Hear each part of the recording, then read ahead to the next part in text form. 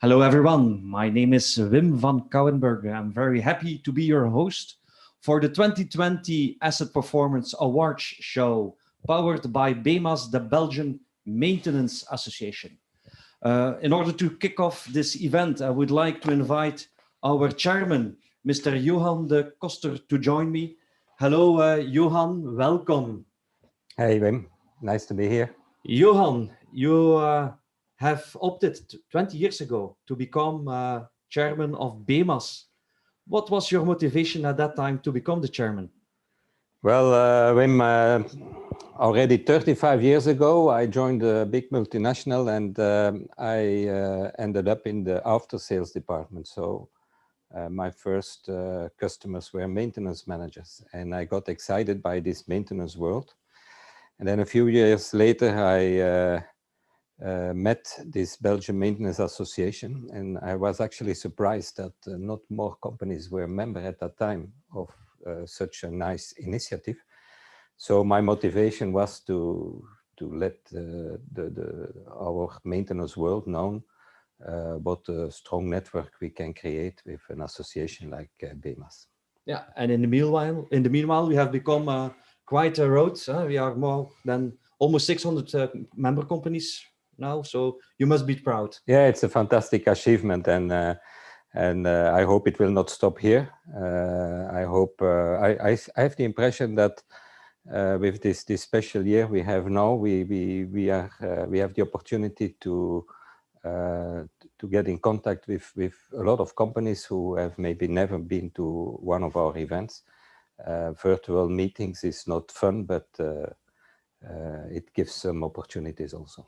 Yes, okay. So you have prepared a welcome address. So I invite you to take the words, please. Thank you, thank you.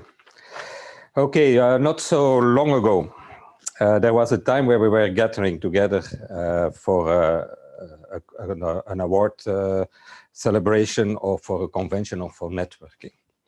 In the meantime, as we said, we are getting used to virtual meetings, and we start to know everything about Zoom, about Teams, about Skype.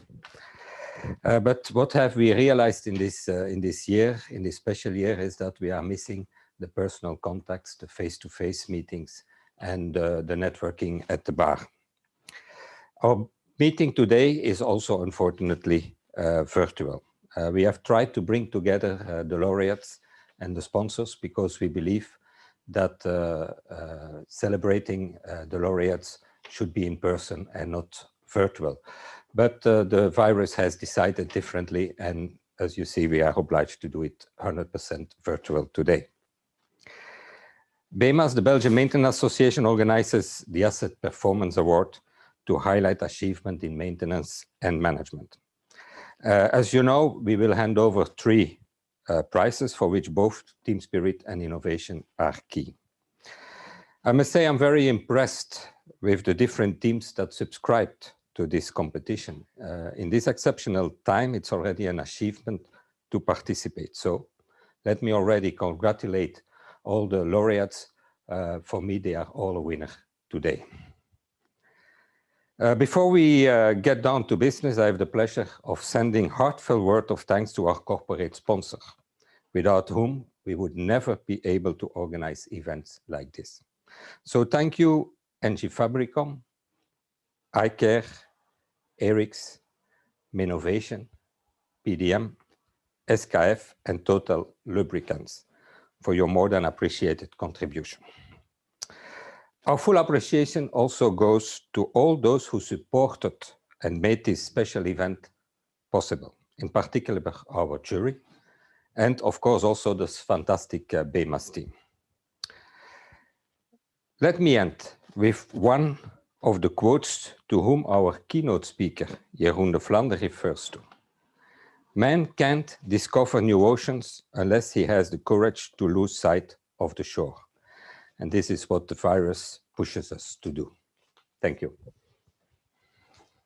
Thank you very much, Johan, for these very warm words. So thank you for being here, and thank you for making this possible. So, ladies and gentlemen, as our chairman already announced, we are now going to have a keynote presentation by Mr. Jeroen de Flander. Can I have the next slide, please? Yes, thank you. And the next one too. So Mr. Jeroen de Flander will present to us an interesting presentation with the PowerPoint, I think, but he will discuss and he will talk about from PowerPoint to practice, 5 steps to prepare your team for Industry 4.0. Mr. Jeroen de Flander, could you please join us, turn on your camera, turn off your mute and turn on the microphone. Thank you very much for being with us. Mr. de Flander, you have been in working around strategy and with clients, with customers throughout your whole complete professional career. So when did you decide to become an independent strategy execution thought leader? Well, I think it's never a direct choice. It's more like an evolution where you go to. I started out helping organizations developing PowerPoints, but always got very disappointed after some time that they disappeared in a drawer. So I started focusing on it. Okay, what are the blocking factors to get your team up and running into a success? And slowly evolved into collecting practical tips to help organizations. And at one point in time, somebody said, why don't you turn this into a book? And then the Keynote career was launched. Okay, so thank you very much today for being with us to share your thoughts. And if everything goes well, I think you can take the presenter screen, share your slides and your PowerPoint with us. And we are very curious to learn all about the 5 steps to prepare your team from Industry for Industry 4.0. Please, go ahead.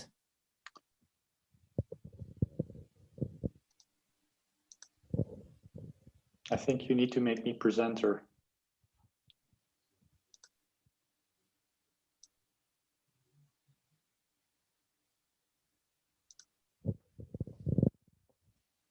That should be fixed now.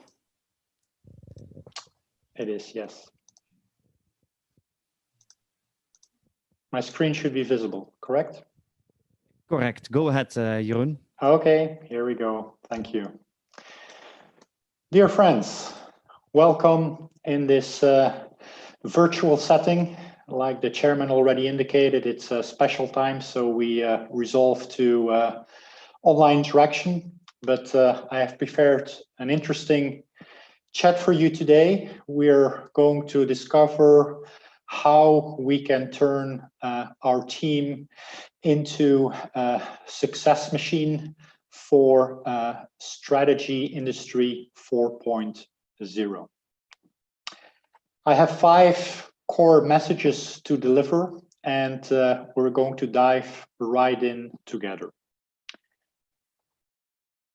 The first core question you should ask yourself when you are preparing yourself for Industry 4.0 is, do I have a solid strategy? Now, strategy is a fancy word that is used a lot, but not that many people use it correctly. What you see is people defining strategy in different ways. Some people would say, Jeroen, strategy, it's process, you go from A to B, and the strategy is the route to go from there. Others would say, no, it's a tool, it's something that helps you to be successful. A third group would say, no, it's a management style, and you're either strategic or you're not.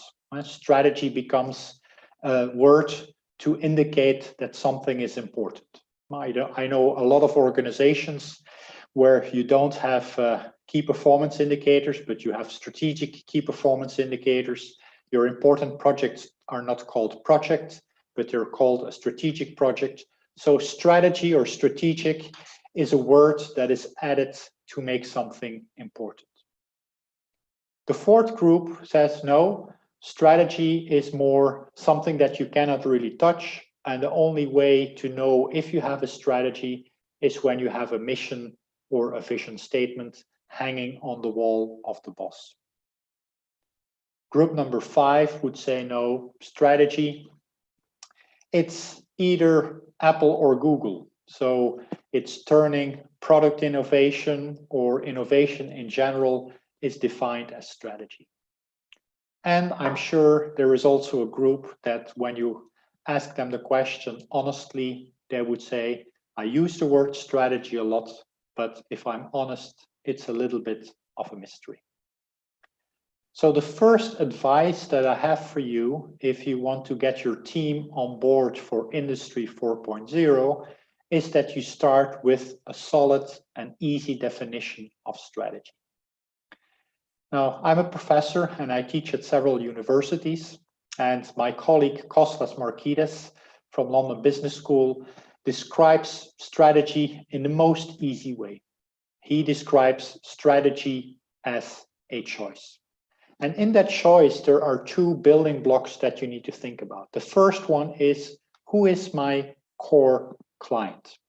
And the second part of the question is, what can I do to make that client happy? Everything else that you've heard about strategy are mere tools and instruments that help you to answer this important question. And just think about the 5 forces from Michael Porter, think about the blue ocean strategy from INSEAD. All those elements help you to make that choice. So the first core message for your team is, do you know what your choice is for Industry 4.0? And to help you make that choice easier, I have a few more tips to work around.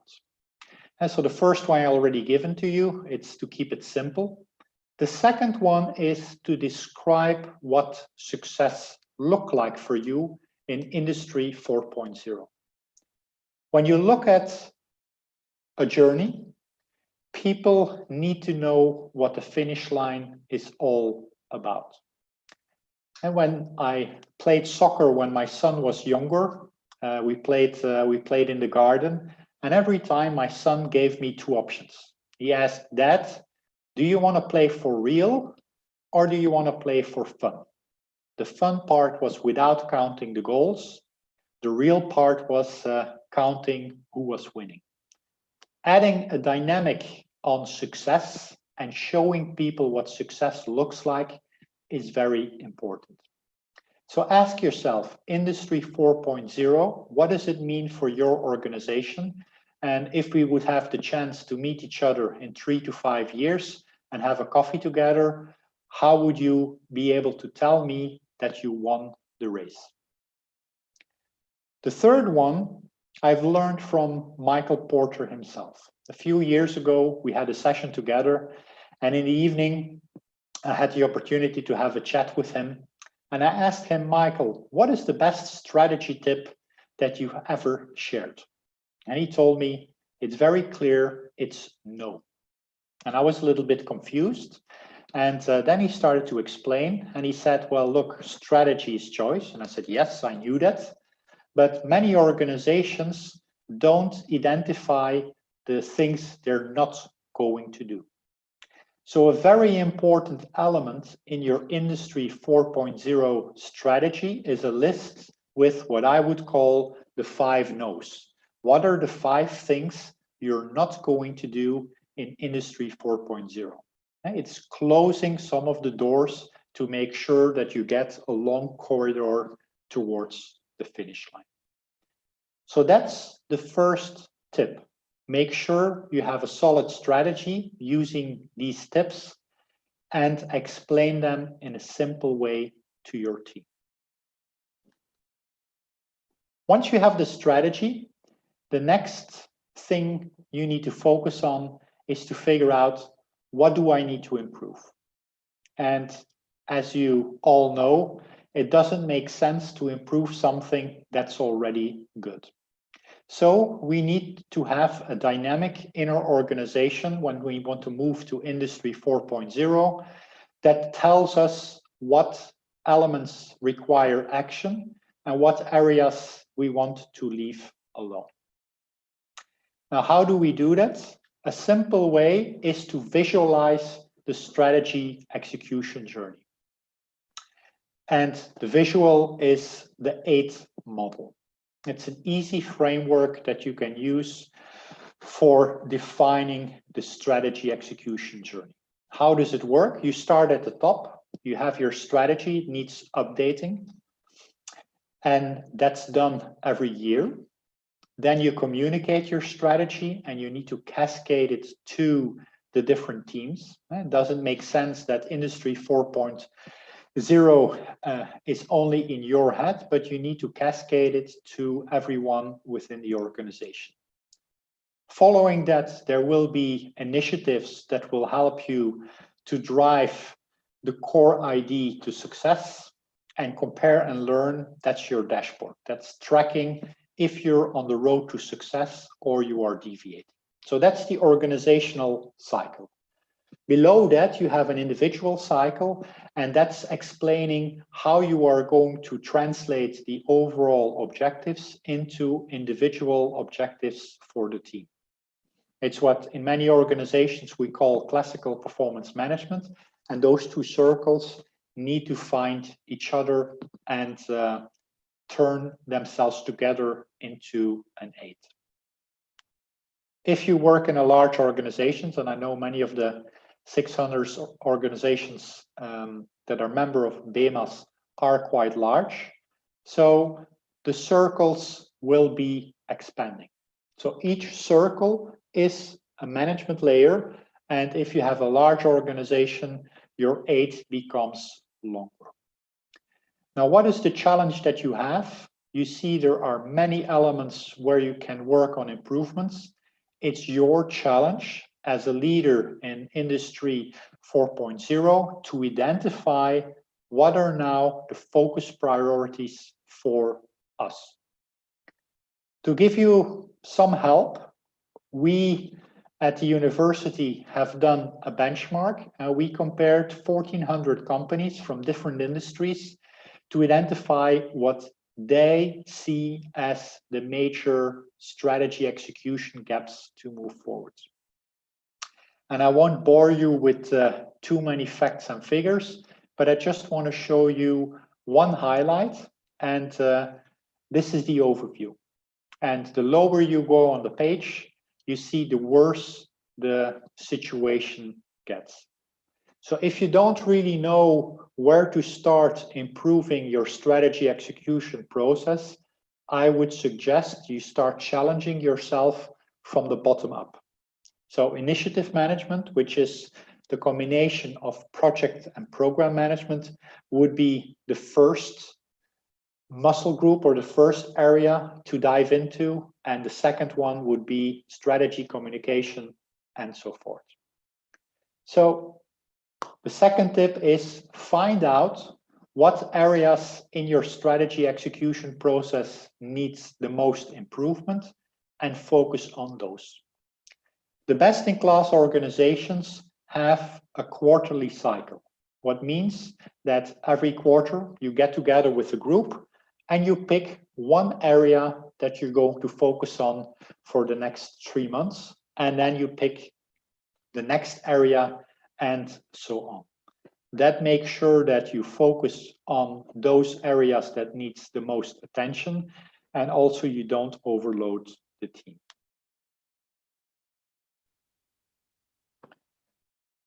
So we know that we have to communicate our strategy in a simple way. The choice that we have made, we have a finish line, we have a list of no's, and we looked at our process, the 8, and we have identified, at least for the next 3 months, one focused area that we want to improve.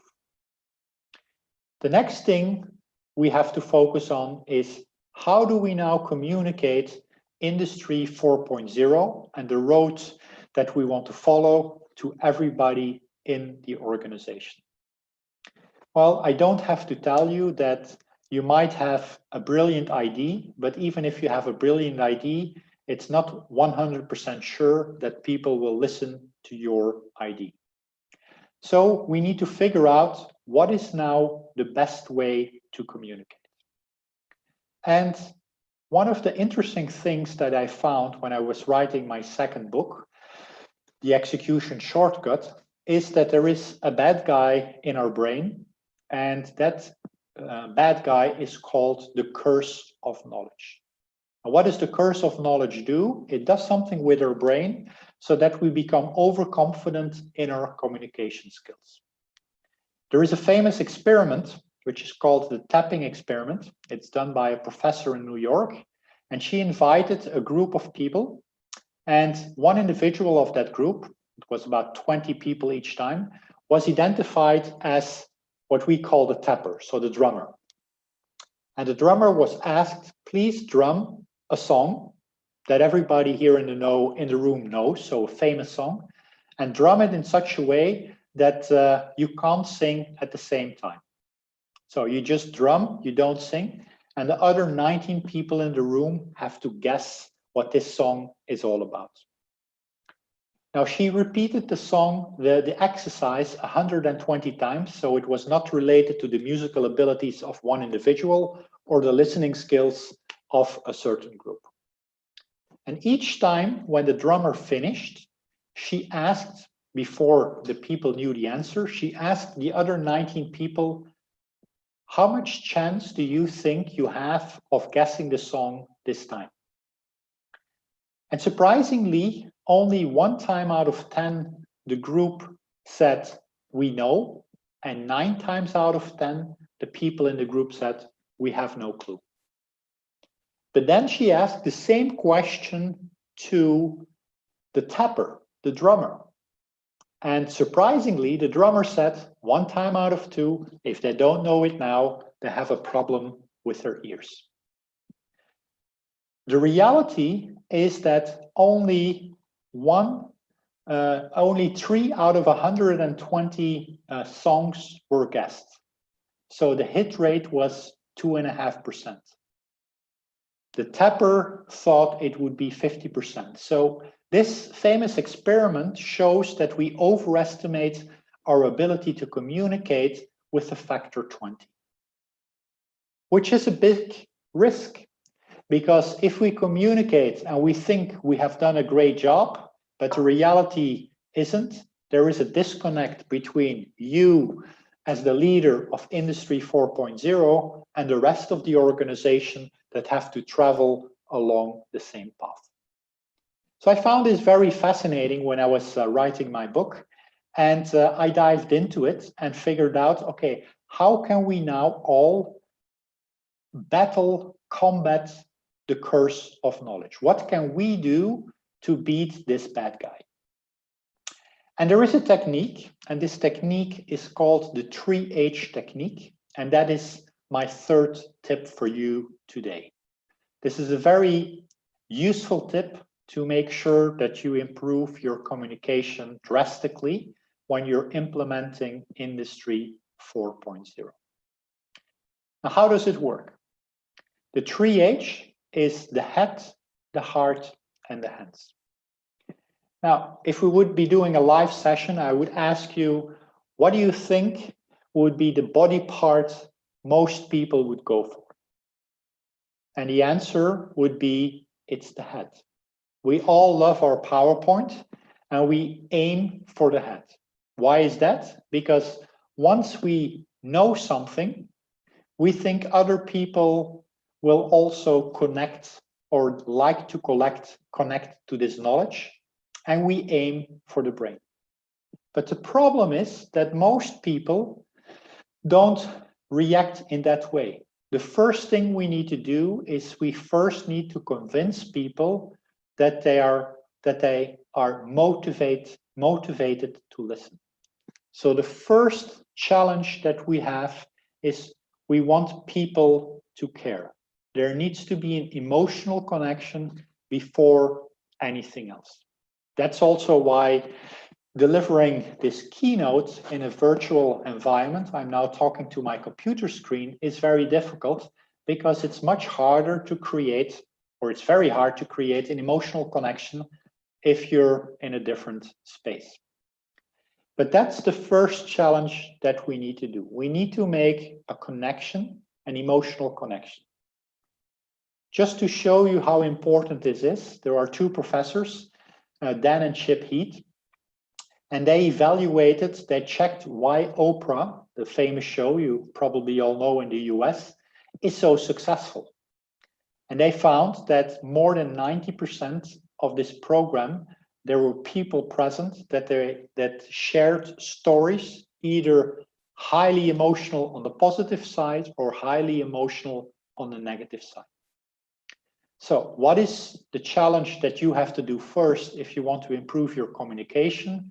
It's to figure out what is the core emotion that I want to tap into when I will be presenting my journey towards Industry 4.0. And storytelling is the best way to do so. So what is the story, or what are the stories that you're going to use to trigger an emotional reaction with your audience? So that is step number one. That's the first H. The second H is you do need a PowerPoint and you do need to explain the strategy. We talked about strategy before, but keep it simple, to the point, and explain the journey in a clear way. The third step, most people forget. It's translating your strategy into the hands of people. And we all know that change is hard, but we haven't asked ourselves why. The reason is that most strategies aren't translated to the right level. Let me give you an example again of my son. My son plays soccer, and a few years ago, he was playing in a new team, and they weren't doing very well. The problem was not the coach. They had the best coach of the whole club, but it was the connection between the coach and the individuals. The coach was used to work with adults, and he had the ideal soccer strategy for the young guys on the playing field. But the problem was there was a disconnect between the strategy and the explanation, which was perfect, and the understanding of the people in the team. It was only when we challenged the coach and told him, why don't you translate the overall strategy into something very concrete, something changed.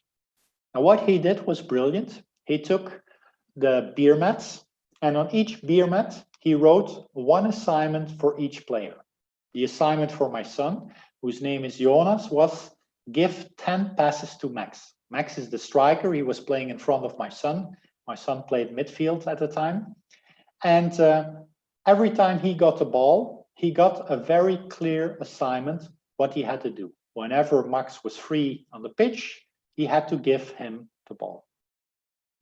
The same challenge we have in our organization. We need to think in beer mats, and we need to translate Industry 4.0 to a context people understand. That's also the reason why the tapping game is so difficult. You can try it later on, is try to tap a song on your desk without singing. You will see that it's impossible. When I do this and I tap a song, my brain is singing, but you're only hearing the tapping. But I cannot unlearn what's in my brain. You cannot turn off knowledge.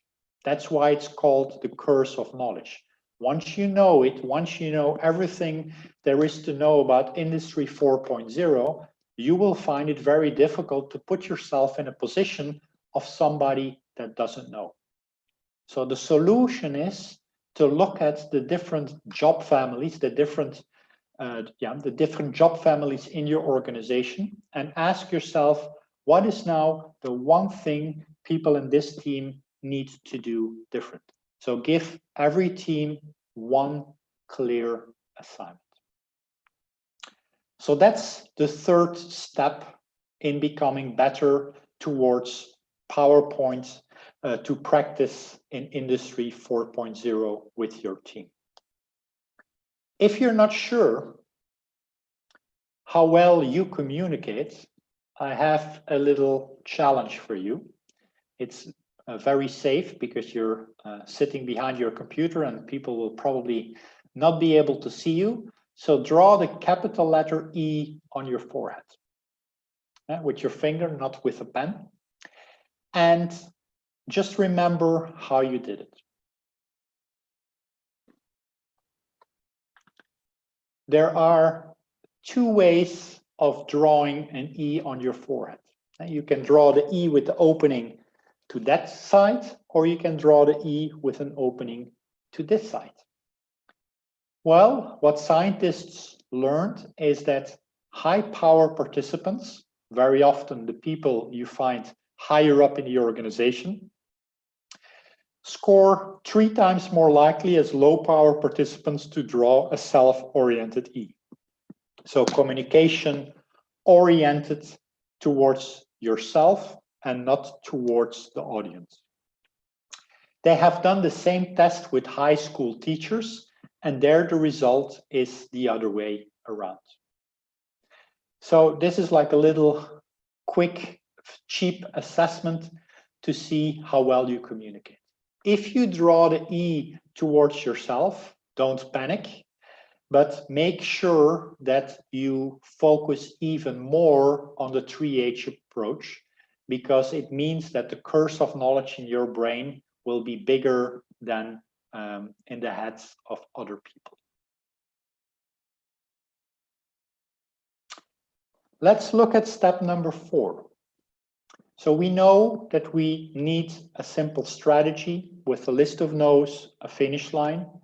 We need step number 2, which is a clear process that we improve on a quarterly basis. And 3, we know we have to circumvent the curse of knowledge in our brain by using a 3H approach, having a clear story around Industry 4.0, having a simple PowerPoint that captures our strategy, and by translating for each job family in our organization what Industry 4.0 means for them. Let's go to step number 4. Step number 4 explains how we can continue our journey towards the finish line. Change is hard. I've mentioned that before. One of the reasons change is hard is because the communication bit is difficult. But there is a second reason, and researchers found out that most change efforts stop after 6 weeks. There is a famous experiment where people were asked by the university in the UK to identify one New Year's resolution, only one, so they could pick whatever they want. And you then had a group of researchers following all those individuals, 3,600 people. It was a big research. But to the surprise of all the researchers, they found that after 6 weeks, 88% of the people dropped out. Now, can you imagine? 88% of the people after 6 weeks. Now, when we have the challenge to implement Industry 4.0, we're not going to be finished in 6 weeks. But research tells us that if we don't do anything special, most people in our organization will stop joining us traveling towards the finish line after 6 weeks. The interesting thing is, what did those 12% of people do differently?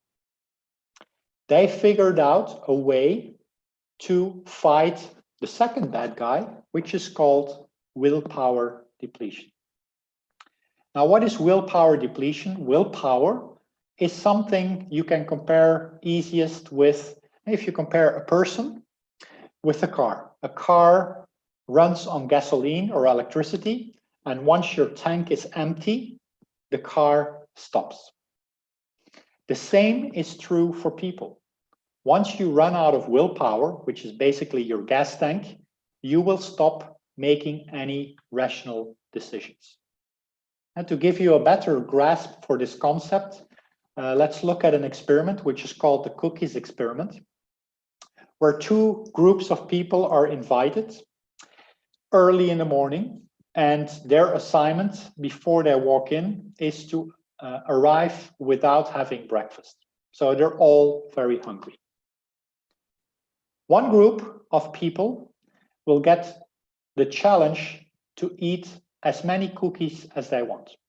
So the researchers tells them, welcome, we'll meet again in 30 minutes. I know you're hungry. Here are great cookies with Belgian chocolates. Have fun. The second group got a different assignment. The researchers told them, look, I know you're hungry. I brought radishes. You know, those vegetables with a lot of acid in it. And the challenge is, please eat them all. And we meet again in 30 minutes. So two random groups, and the only difference is one group had to eat cookies, the other group had to eat radishes. 30 minutes later, both groups got a second assignment. And the second assignment was, here's a piece of paper, take a pen and follow the line on the piece of paper. And you can stop when you reach the finish line, or if you don't find a solution, you can go home. Now, what nobody of the participants knew was there was no solution. So the researchers only wanted to test if people would continue and how long they would continue.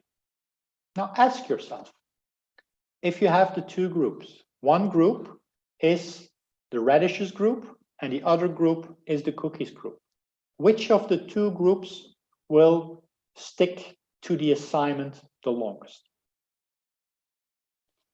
The winner is the cookies group. They tried on average for 18 minutes, while the other group gave up after 9 minutes. So this is remarkable. Just by having a different food in the morning, people, their efforts halved.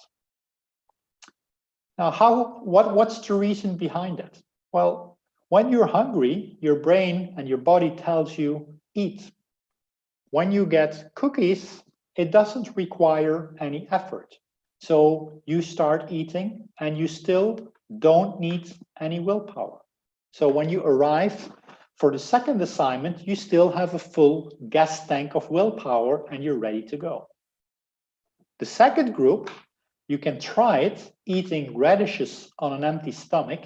The first one is okay, but after 3 or 4, your body will say, there is way too much acid in this product, please stop. So you need to override your body reaction to make sure that you finish.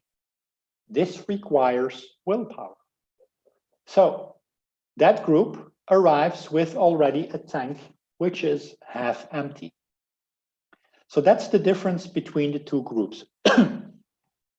So what's the core message here of this experiment is that we run out of willpower, we run out of gas very quickly. We run out of gas in a change environment after about 6 weeks. So when you launch your program to move towards Industry 4.0, if you don't do anything, 88% of the people will stop joining you after about 6 weeks.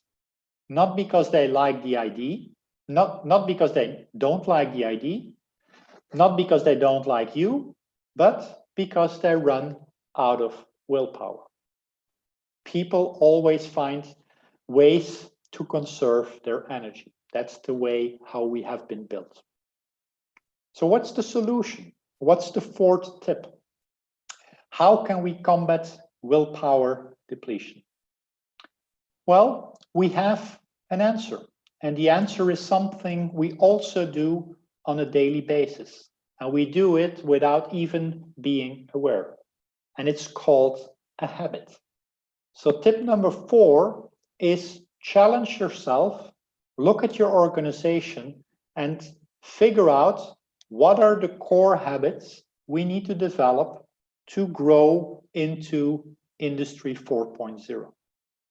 And don't identify 50 habits, just pick 2 or 3 core habits and try to implement those. Now, what is a habit? A habit is nothing more than an automated decision. Let me give you an example. If you tied your shoelaces this morning, you've done it in exactly the same way as you've done yesterday, a week ago, 2 weeks ago, etc. But when you ask a young child to tie shoelaces, you will see that it's not that easy. But there are more than 25 ways to tie your shoes correctly. Yet, every morning, you decide to do it in exactly the same way. The reason is that once your shoe is still okay in the evening, your body says, hey, I don't need to think about this anymore. Let's do it exactly in the same way tomorrow. And just think about last time when you were in a big room for 2 days. Chances were that the second day you would sit on the same spot as you would do the first day. And whenever I teach this module on cultural change at the business school, I do it on the morning of the second day, and I change the name tags of the people. And the first thing I do is challenge somebody, and I give them the name of the name tag in front of them, but it's a different name. And they're surprised, and I tell them, well, look, you're not sitting in the right spot.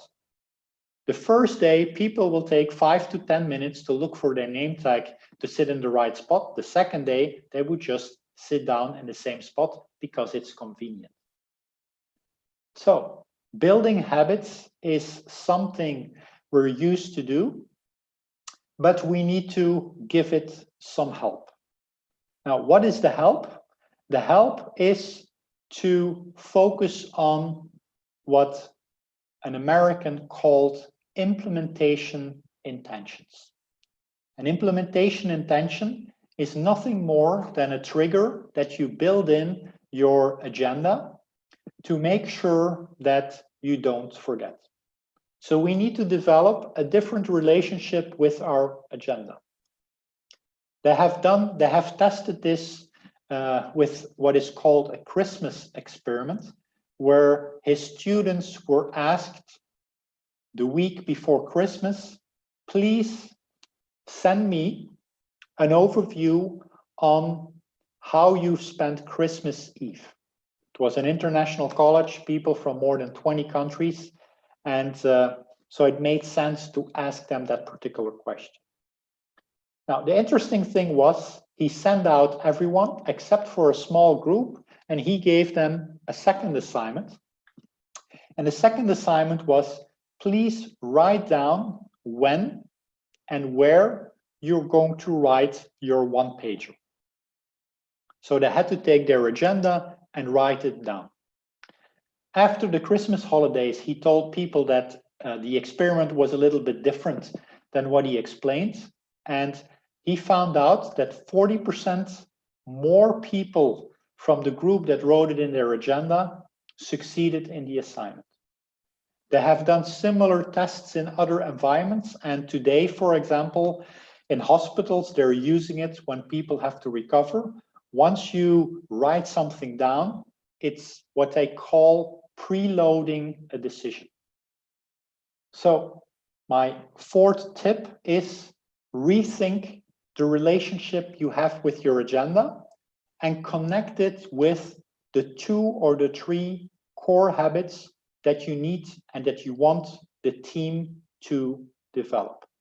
And the better you can make that connection, the easier people will translate a rational decision that will require energy, matching your new strategy to an automated habit that will go without thinking. What you want is that they do the things they need to do in Industry 4.0 without thinking. And that will help you enormously and your team to travel all the way to the finish line. That's step number 4. And then we have one final step left. And that one is related to motivation. And so we have a clear and simple strategy, a process that we improve on a quarterly basis. We communicate using the 3H approach, and we select 2 or 3 habits that we trigger in the right way with our agenda. The final step is, how can we now keep motivation high when things are going to be tough? A few years ago, it's more than a few years ago, it was at the end of the last century in 1999, there was a survey done in the US with sports journalists. And the question was, what is the biggest sports accomplishment from the 20th century? And everybody could vote. In the end, the event that was chosen is the 4-minute mile run by Roger Bannister. I don't know if you know the event, and maybe you know the gentleman. If you watch the Olympics in London, he was very often sitting next to the Queen. The 4-minute mile is very similar to what we've experienced with the 2-hour marathon. A lot of people for a long time said it wasn't possible. And you had to fight against the common conception of people saying this is not possible. Well, Roger Bannister developed a methodology, and he said, I can do it. And the technique later on is, let's say, translated into a general theory that is now used a lot in the world of sports. And it's done by a professor called Bandura. He's one of the most famous psychologists of the US. And there are 4 building blocks, 4 triggers that you can use to become better and to become more motivated. Now we start from the bottom. So whenever you're having trouble to being motivated for your journey towards Industry 4.0, or one of your team members is struggling, you can challenge and help yourself by saying, well, look, it's going to get better. It's the same message that you hear when you're doing sports and things are tough. You will feel better afterwards. So that's the first one, to make sure you focus on this step. The next one is to motivate yourself. You can do it, or motivate somebody else saying you can do it. The second one is really interesting, is find somebody in your environment who has already done what you want to do, but somebody that you find yourself better or equal at. And when you say, hey, if he can do it, I can do it as well, it's an interesting trigger. When you look at Roger Bannister, so for 60 years, nobody was able to run a sub 4-minute mile. But when Roger Bannister was successful, within the next 2 years, more than 10 other people did the same. Why? Because those people have beaten Roger Bannister before, and they said, well, if he can do it, I can do it as well. So the magical performance barrier disappeared, and it opened up new avenues for those people. And the last one is, I've done it before, so I can do it again. And you've probably heard before, celebrate small successes. It's not just a random thought. There is actually a theory behind it, that whenever you've done something difficult, if you go back in time and you can say, well, look, we've been successful in the first step towards Industry 4.0.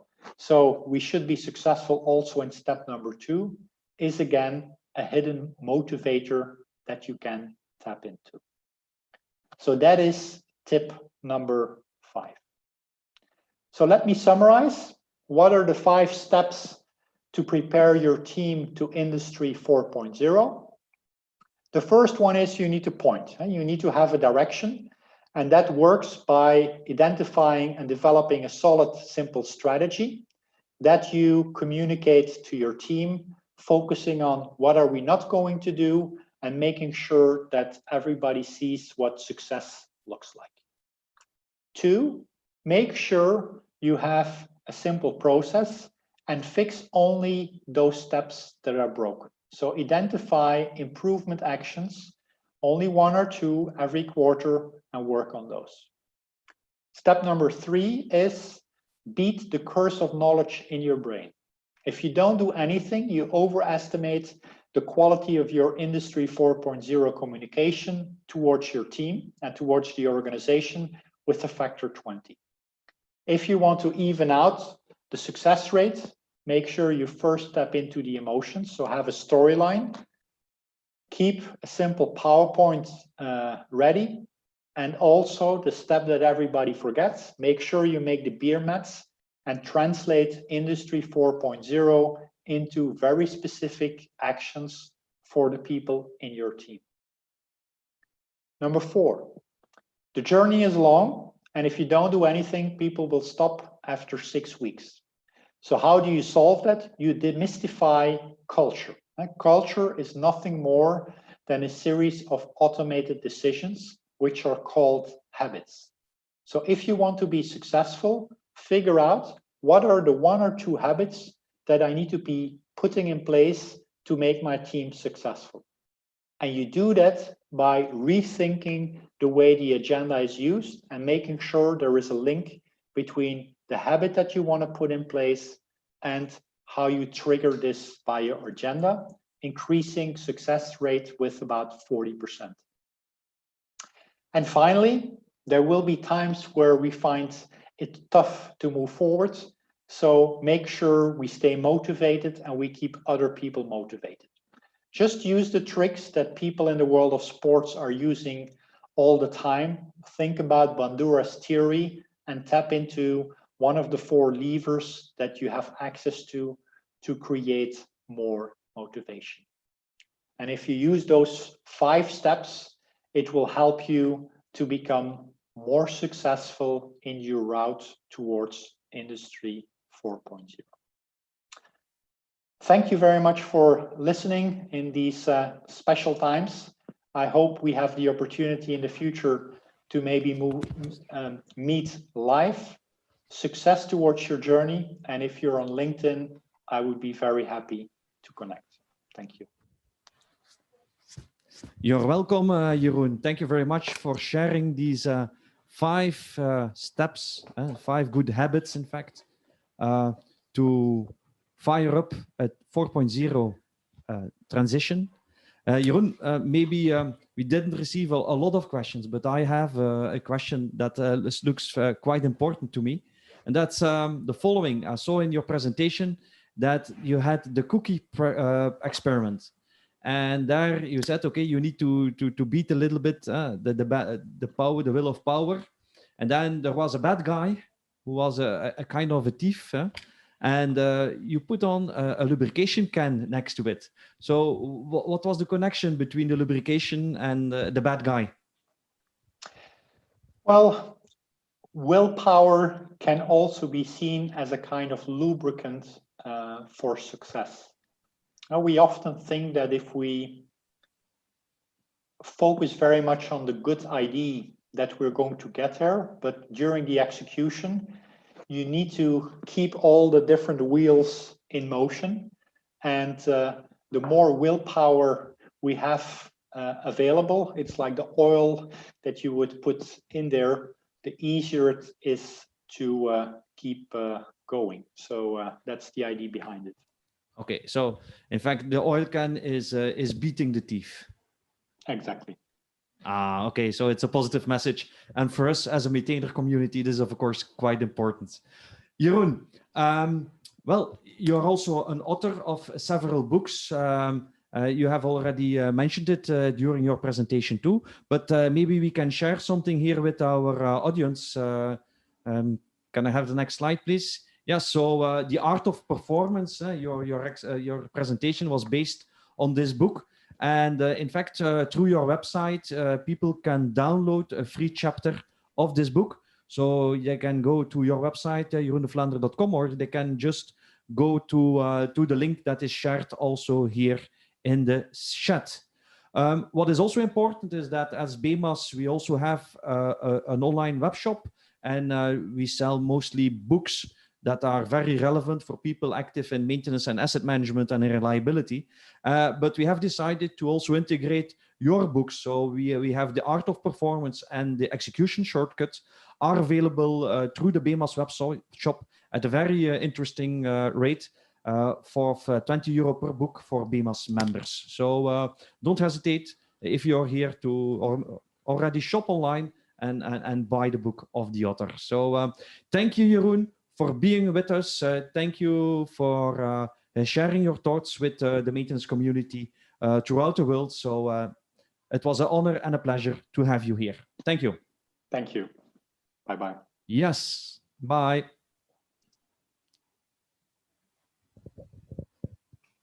Yes, so time to go to the next part of the Asset Performance Award show. You see also the hashtag, and you know that we are live on YouTube now, so don't hesitate to share your experience already through your LinkedIn or Twitter profile. Okay, it's time to go to a more important part of the show, and that is getting acquainted with the candidates. And in order to do so, I have a guest here with me. I would like to invite Erwin Bovijn to join me here on screen. Hello, Erwin. Good evening. Hello, Wim. Good afternoon. Or good afternoon also, yes. Welcome. For some people, it's good morning. So, yeah. Indeed, yeah. Welcome, welcome. Erwin, you're the chairman of the jury of the maintenance of the Asset Performance Awards. But you're a winner yourself. Indeed. It's already a while ago, but indeed. If I'm not mistaken, you're maintenance manager of the year in 2009. Correctly. Yeah. Okay. So that was already a big honor. And then as BEMAS, we nominated you for your European award, which was called the Euro Maintenance Incentive Award. Correct. And in fact, you won this award also. So in 2010. Correct, in Verona. In Verona, it was quite an impressive award ceremony. Yes. And I think you were the youngest winner at that time. Indeed, it's already a while ago. If I would it today, I would not be the youngest anymore. Yeah, okay, but anyhow, an extremely honor that you have won this very rare and prestigious European award. So we are very pleased that you want to be our chairman for the jury. Maybe it's a good idea to share with the audience a little bit the process on how do we select, in fact, the winners of these awards. Well, just as last year, we have decided that the jury is composed out of two elements. We have a professional jury, and at the other side we have the public who could vote. We gave the same weight, 50% for the voters and the public, and we had then 50% for the professional jury. It is important to know that we were not aware as a professional jury about the votes of the public. We defended our story towards each other. We were challenging among each other, and then we were putting everything together, and that will be exactly the scores and the order that you will present in a few minutes. Okay, so in fact, Erwin, let's go ahead. I propose that we get acquainted with the candidates for the awards. So, if I may, yeah, go ahead. I really would like to express my big thanks to my colleague jury members. Yeah. Who were Jan Sena from the La Lorraine Bakery Group. We had Herman Baats, who were really expert in asset management and maintenance with a long life career in BASF. We had Pierre Delambreux, who is a professor at the University of Mons. And of course, we also had you as director of the Maintenance Association. So again, it's a very nice collaboration. We had very nice discussions, and well, you will see what the results were of our discussions. Yeah, okay, so I'm very curious about the candidates. Let's go ahead first with the Asset Performance 4.0 Award.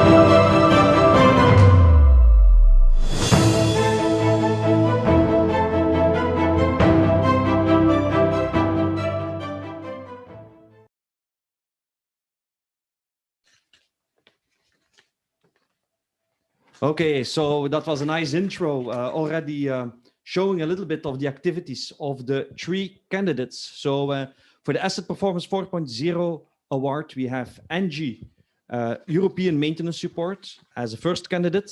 Then we have also Siemens Logistics as a second candidate.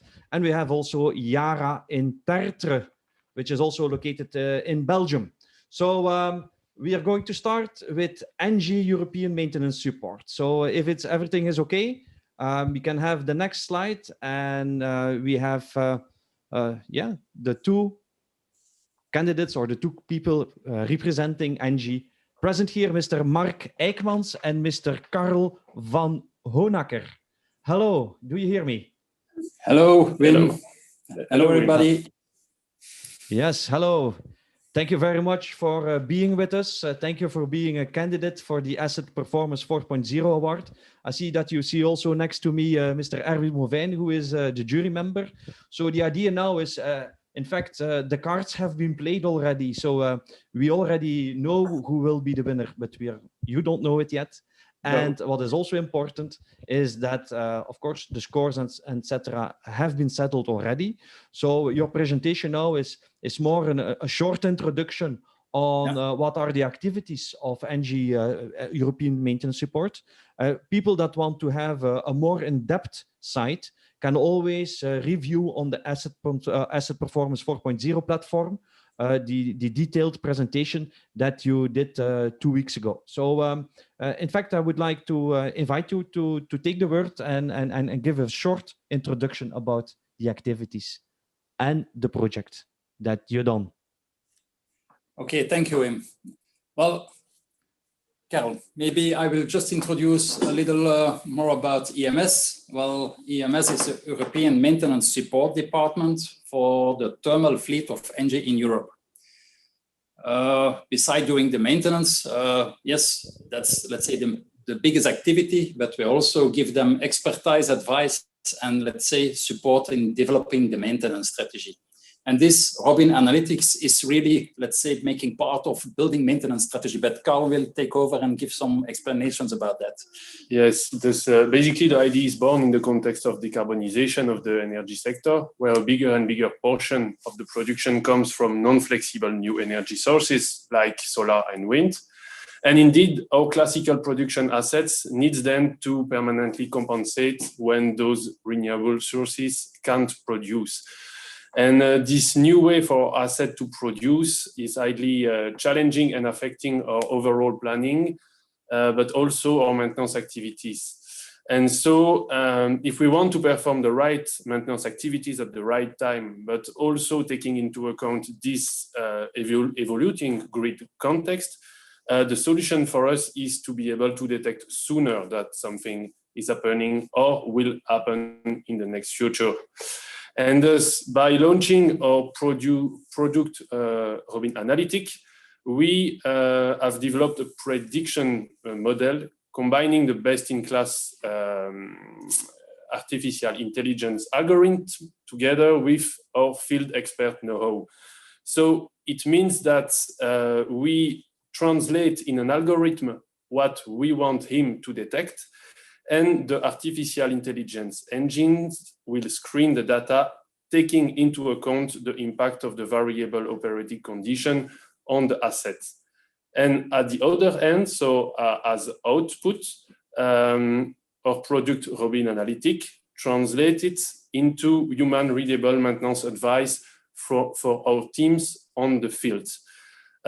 So that's why with our project Robin Analytic, we wanted to make it as a cross-disciplinary team, combining the expertise of our teams on the field together with the competence of our ENGIE digital colleagues.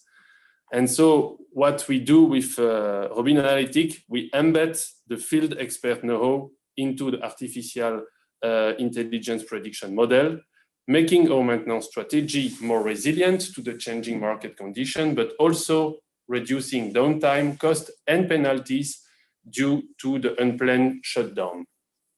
So that's why we're trying to do with Robin Analytic. And now Mark will give maybe some explanation about Yes. the planning? On the next slide, we'll have a view on the roadmap. So yes, where are we today? Well, Robin Analytics is quite young. As you can see, it's born of beginning this year. So about in 9 months, we were able to make up and running the artificial intelligent model on temperature control valves. Mainly those valves of 3 plants, Mercure, and 2 plants in France. So Mercure, Belgium, 2 in France. Well, we have about 10, 12 equipments already up and running in the system of Robin Analytics. And as you see, by end of the year, our goal is to have at least 50 equipments of the temperature control valves up and running. In parallel, other research and development will be launched for other valves like the bypass valves. And by end of next year, well, 3 types of valve will be embedded, and also the feedwater pumps. Now, why do we focus on those valves and pumps? Well, that you see in the graph on the left side. We made, let's say, a performance impact analysis of our global world fleet, the terminal fleet of ENGIE. That's about 60 gigawatts and spread over 6 BUs. Well, those 4 tools, like I said, the 3 types of valves and feedwater pumps are impacting significantly, because those 4 tools impacted the fleet about 30% on performance. So 30% of the fleet impacted, and that's the reason what you see on the picture on the right side. The goal for us is not to embed as much as maximum equipments, but the goal is to embed the equipments in the aim to steer let's say, the percentage of performance impact steering down to 0. That's our ambition for coming years. About 1,000 equipments into 2 years, and you see eventually on the right side that we will not stop with the valves and the feedwater pump, but other equipment will also get on the road in Robin Analytics. Thank you. Yes, well, thank you very much for this short explanation. Maybe one question that the audience might have, that is the following. Robin Analytics, where does the name come from, in fact? Who is Robin? Yes, well, before you can do prediction and monitoring, well, for doing that, you need a data lake or an historian data lake. And Robin is, let's say, our SaaS platform, our data lake platform, historian, where all the data, operating data is coming in. So that's the name. And then we evolved from Robin to Robin Condition Monitoring. That was the real-time monitoring. And now the next step, not only monitoring, but we'll make the prediction in the future. And there, the name then from the historian Robin Analytics for doing the prediction. Okay, thank you very much for this. So, Erwin, you're here with us. What was the impression of the jury when they looked into this project and this candidacy? Well, it was. We were all agreed that this was a great and an impressive presentation, which was very well structured and which was giving a clear view. It illustrated a very clear strategy in line with your target, which is not nothing. The thermal fleet and the energy production part has had a very hard time, and now they come back with, in fact, higher flexibility needs than before. So after a standstill of quite some years, a part getting back into service with much more flexibility, and that's indeed a challenge. And it's a very, very good initiative that finally ENGIE realized that condition-based monitoring, as usual, was not enough anymore, and that they have added this extra layer of the 4.0, the prescriptive maintenance, like we also like to call it. So that was quite something. We also had a very good. We were in line also with your choice of the equipments, which in general are the ones that are very critical for the operation of the power plants, which are having a little less attention than the real turbines. But in general, they are not redundant. So if they fall out, the plant falls out. So adding this extra layer on this type of equipment, we think it was a very strategic choice. we hope that the ambition can be realized, because let's be honest, the number of equipments for the moment is still rather limited, and the ambitions are not nothing, increasing from, well, at the end of this year from 50 to 800. It's quite impressive, and yeah, you will need quite some buy-in from all the plant owners. Anyhow, the approach you did it now with multi-skilled teams, and definitely very important also in this in the asset management world, a very close collaboration between the maintenance departments and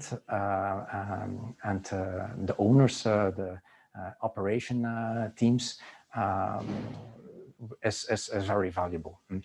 So well, we liked the presentation, and we agreed that that this has a good added value, and we are curious also about what will happen the next years.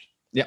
Okay. So interesting. I propose that we go to the next candidate, as time is flying by. So if everything is okay, we can now switch to the next slide. And yeah, welcome, Mr. Frank Koenig and Mr. Vishal Gupta. Hello, are you there? Yeah. Hello, everybody. Hello. Good evening, good morning, good afternoon. Welcome good evening. at our platform. Maybe before you start with explaining a little bit, Siemens Logistics. Siemens is a very big company. It's very well known. So what is the basic activity of Siemens Logistics? We are building logistical systems that there's airport baggage handling systems, warehousing technology. So the Amazon and DHL are our customers. Yeah. So yeah. And you participated. Yes. We have also a big digitalization branch in Dubai and also in Constance. So digitalization is also very strong in digitalization. Yeah, and you're participating in the contest here in the framework of systems that are running in airports. Correct. Yeah. Yeah. Okay. So I would propose that you present very briefly your case, and we come back after that presentation. Please go ahead. Good. So, do you put? Yes, this first slide. So we are very much customer driven, and why we choose this use case, because if a hoist in an airport fails, yeah, for instance in Heathrow, and from level 30 down to level 0, then the baggage flow is interrupted. So first we applied a lot of IoT sensors, because for such a device, if you choose an industrial solution, that is really too expensive. Yeah, so we went and took the IoT solutions, and we faced several problems. So there was a missing trigger from the PLC, and if we just measure with a battery powered sensor 24/7, the remaining life in the battery was really short. So in our solution, together with a startup in Belgium, we developed a sensor that can overcome all this. Yeah, and so we were able to provide data to apply machine learning and fast Fourier transform for a device like this, and we were able to predict failure. Yeah, and for the second slide on the machine learning part, Vishal will explain a little bit. Vishal, can you explain this? Yeah, thanks, Frank. So what we are looking for is a pattern in the data to identify defects in these conveyors that we have. So, for example, whenever there is a certain kind of a defect, it will have certain signature in the frequency domain. For example, let's say here we are showing one of the belt issues where we are seeing 700 hertz is having higher, higher amplitude. And these kind of patterns, this is what we are trying to identify using machine learning.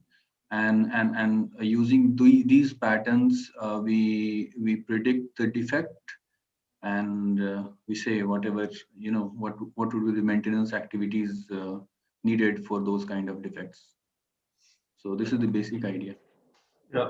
So finally, what is really important also for our customers, we reduced maintenance inspections, so the efforts in the field by 95%, the spare part consumption by 37%, and the unplanned downtime, this is really significant, by 80%. So happy customer is important for us. So that's more or less a short recap from our presentation. Yeah, video. Yeah. Yeah, so thank you very much for explaining this to us.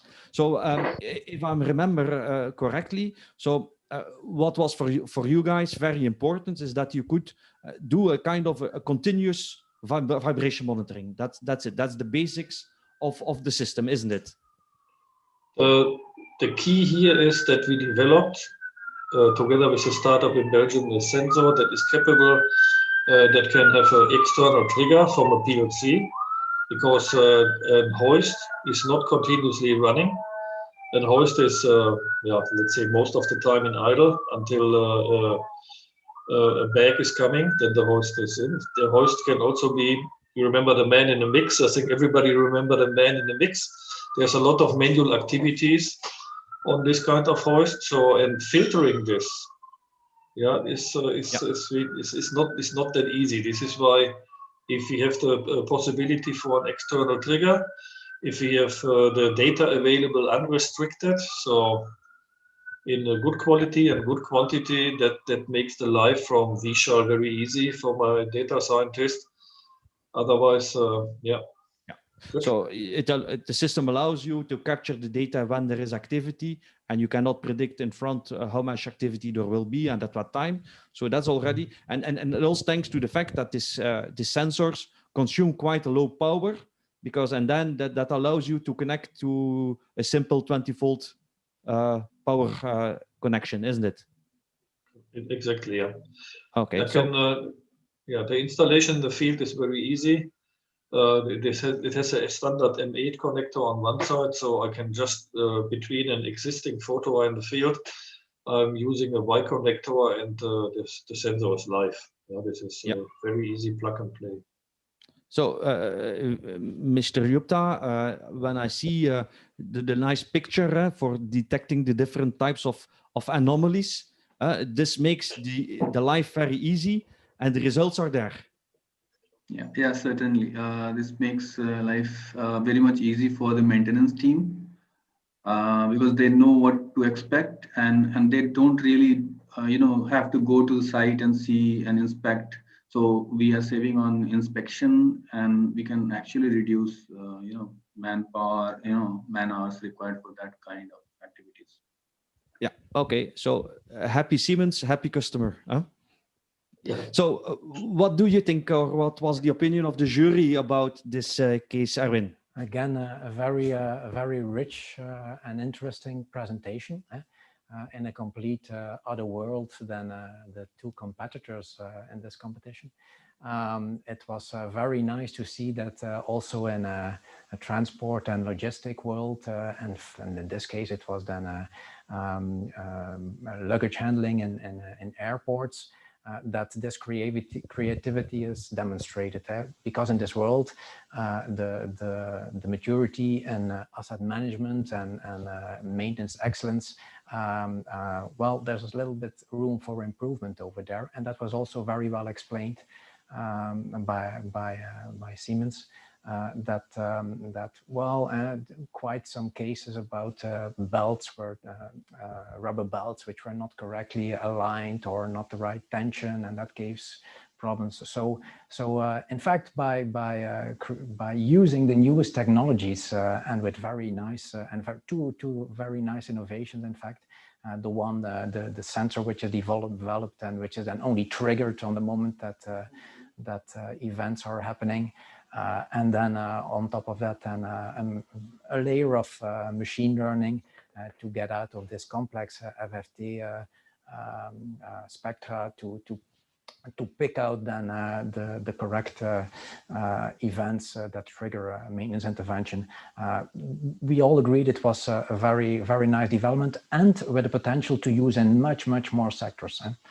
This is a very nice example to improve a lot of industries sectors.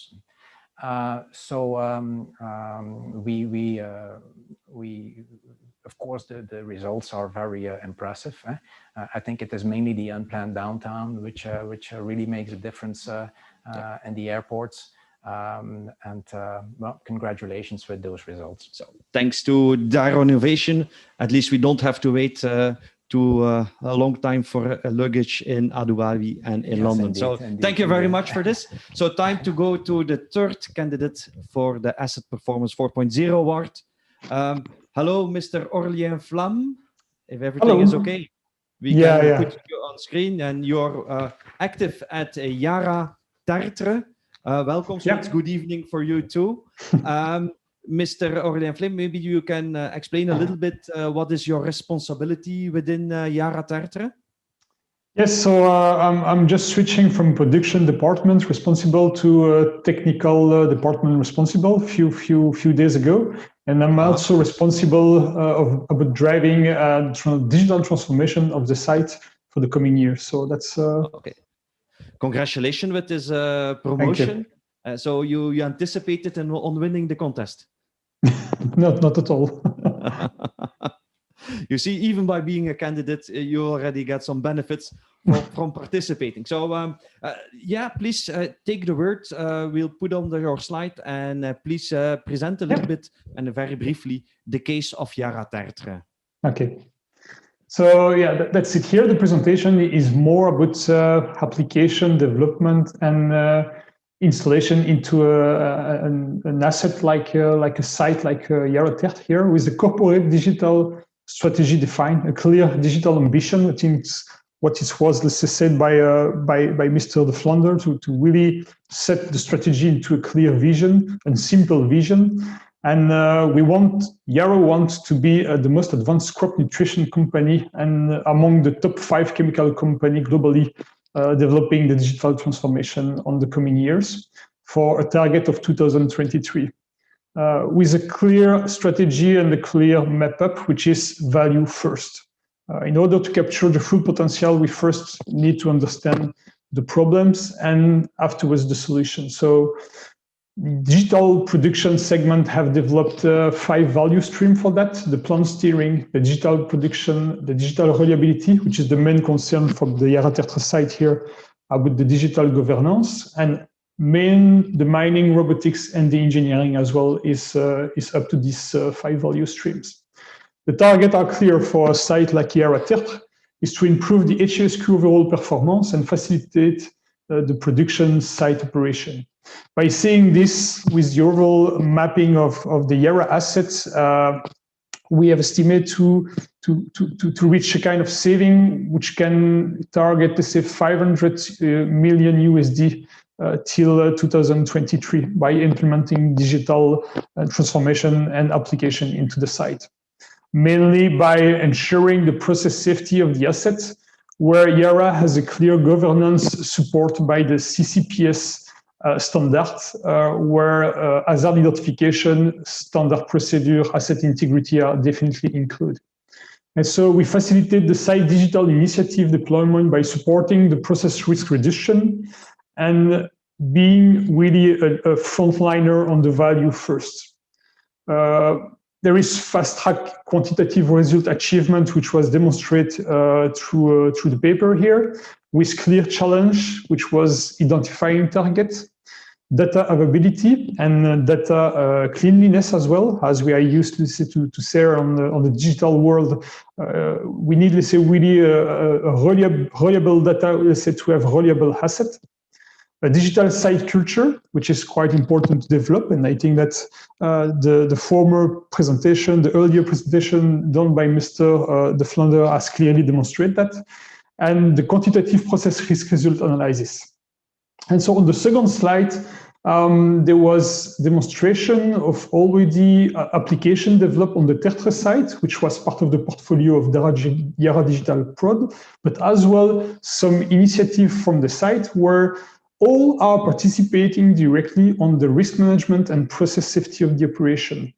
Hazard identification, standard procedure, measurement, and metrics are clearly targeting, let's say, to achieve better process safety targets and reliability of the assets, which is directly linked together.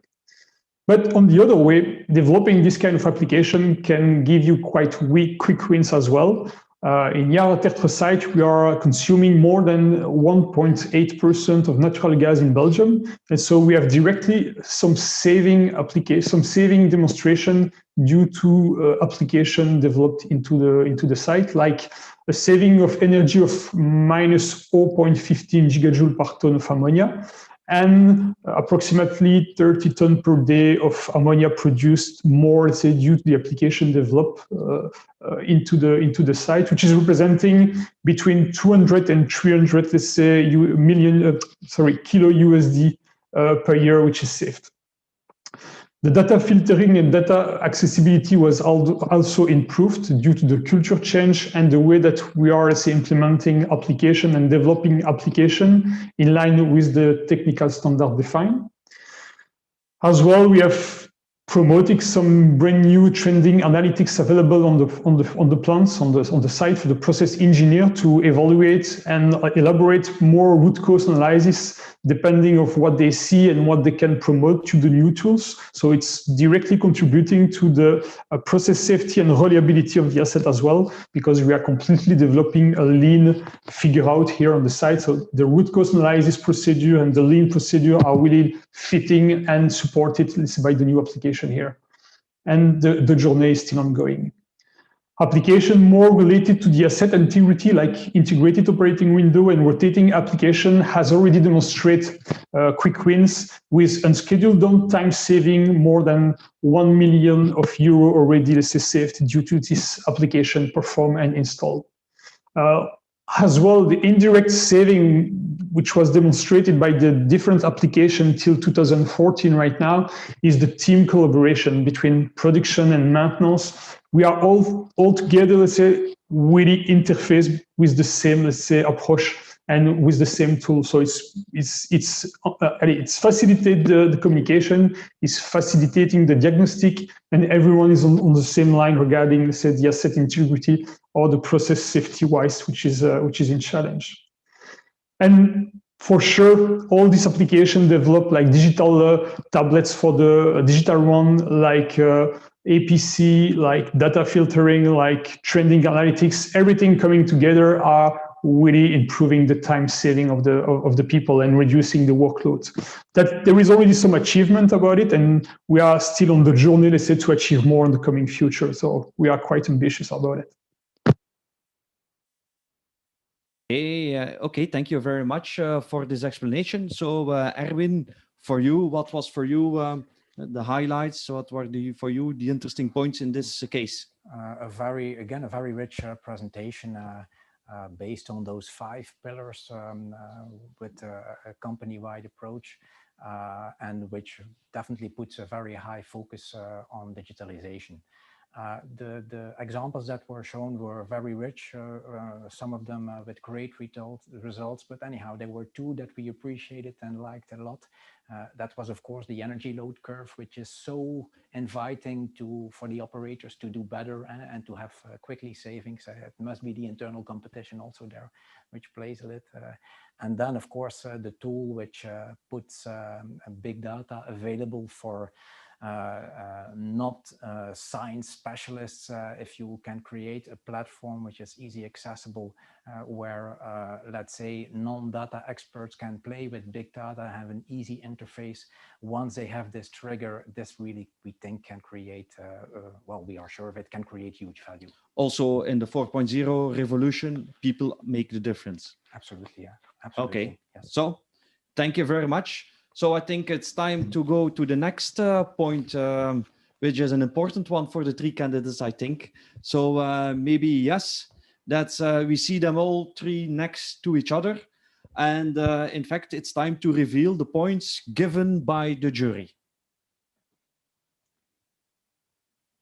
So what do you see, Erwin? Well, we after our discussions and our points, we gave, this is on 50, it's not on 100, it's on 50. So we have given the highest score of the three to NG, followed closely to Yara, and then Siemens came a little bit behind. And then we were very curious, of course, if the audience was following our judgment. Yeah, and for you, it's also a discovery here. So let's show the results of the audience, and then we already know who will be the winner. Ta-da! I think the winner is NG, European Maintenance Support. Congratulations, the people from NG. Maybe I can ask you to, yes, you have already done so, to unmute. So congratulations over there. What is your feeling? What's your first reaction here? First reaction is that for sure we are very proud that the work has been recognized by not only by the jury, but also by the audience. So guys, thank you very much in believing in what we call asset performance 4.0. So yes, it will boost us to reach, let's say, the performance improvement of our assets. Okay, so very well done. And unfortunately, you're not here to take the award from our chairman, but he is showing this to you now. Maybe you can zoom in a little bit. Yes. So we have a very nice 3D printed result award, and we hope that it will it will have a nice place in your department, maybe at the entrance, commemorating this happy and joyful moment. And of course, we will at due time we will make sure that you will have this. Together with the certificate, and also for the other candidates, I would like to thank them and congratulate them to be a finalist, because it takes some time in order to prepare. And I'm sure of that also for them, they will get the certificate, and we will meet each other again after the COVID-19 period. And then we will have a nice time together, get to know each other a little bit better. And of course, what is also important, I'm sure of that all the candidates have learned. Some closing remark? Well, congratulations to all three candidates. Congratulations to the winner, to NG AMS, of course.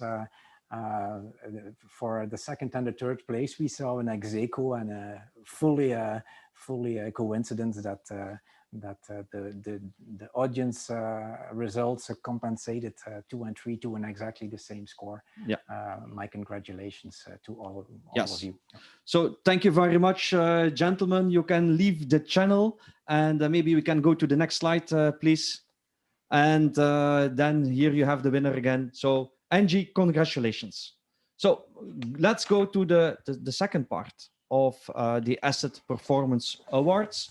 And in fact, what we are going to do is make sure that we have, well, the second, please go to the next slide, please, from, yeah.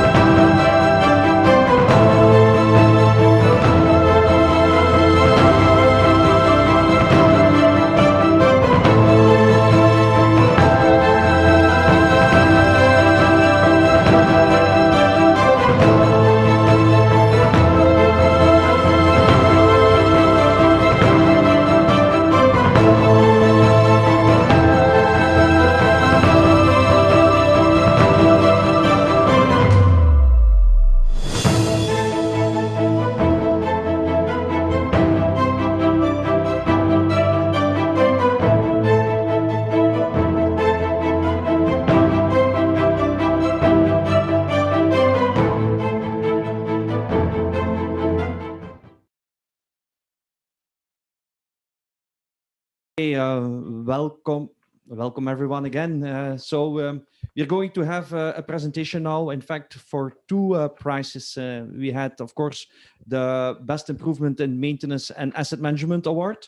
But next to that, we have also the award for the Technical Team of the Year. And there we had some issues, in fact, with this award, because unfortunately, during the course of the competition, very recently, two companies have been obliged to cancel their participation, meaning that ITIS is in fact the only company that is participating in this contest, and that's why also that the jury has decided not to give the award this year, but we will give a very honorable mention to ITIS, and of course we give them now the opportunity to present their candidacy, because it's really worthwhile. And so I'm very happy that ITIS Alexander Floor is joining us. Alexander, hello, welcome. Hello, Wim. Good evening. Good evening. So Alexander, what for type of company is ITIS in fact? ITIS is a test facility for pressure holding objects. The most objects we test are valves, so we're basically a valve testing company, but we try to expand our work into also vacuum department. Yeah. And okay. Leak detecting. Yeah, leak detection. Okay, so we have seen some movie clips already in the introduction. So it's quite an important and also a dangerous business sometimes. Huh? Yes, it is. It is. Yeah, just up to what type of pressures are you testing these valves? Up to now, we have a test for in 1,000 bar. We can go up to 1,600 bars. For liquid, it will be 2,000 bars, and that's the danger of pressure only. And these type of tests are usually made with nitrogen or helium, but we're also performing tests with hydrogen. We have some quotations for hydrogen tests and also for methane. So these are really dangerous gases, and we have to be very careful with it. Yeah, so you're with your technical team performing those tests, and in fact developing those tests also. You have decided to participate in our contest, and so please go ahead presenting your technical team. Thank you.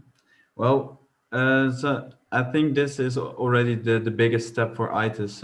We are a test facility, and we wanted to expand our quality and to be accredited according to the ISO 17025.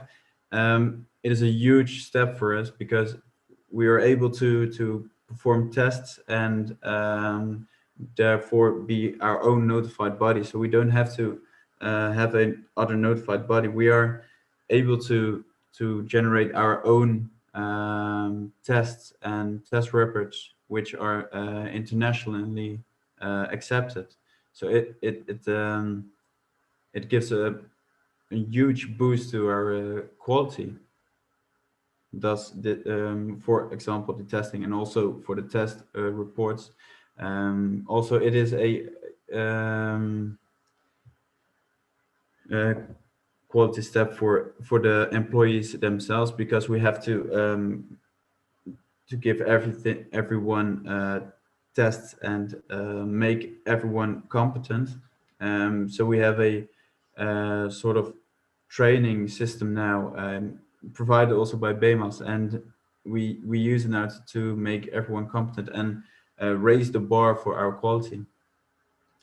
Also, something that accreditation does for us is the giving the traceability, because we I'm sorry. It is difficult. This is the part that usually Colin does, but to be traceability, to give everything, to have everything stored and give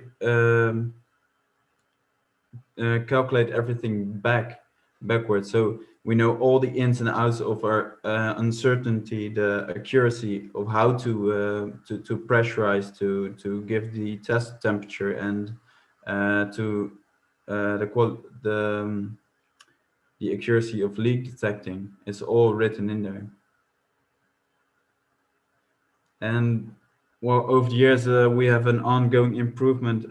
Besides the accreditation, we have an ongoing improvement of safety. We made test bunkers to do the test in a safe environment, which can provide that customers can visit our test facility and watch every test going on from outside a bunker, which are provided with 2 cameras inside, and then we can show them everything, like a data graph of the test pressure, the test temperature, maybe there are cycles involved in the test, so we can show the test cycles and so on.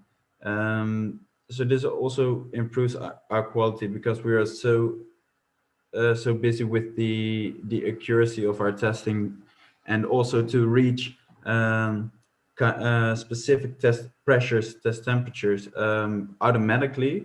So we have built-in PLCs to do this kind of work for us, and we are able to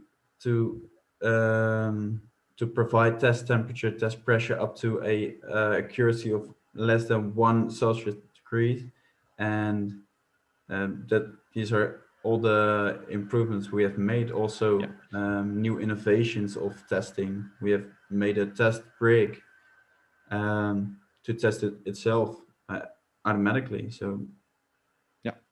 So in fact, your technical team does not only perform the tests, but also innovates and helps to innovate in order to go further than any other test facility in this field.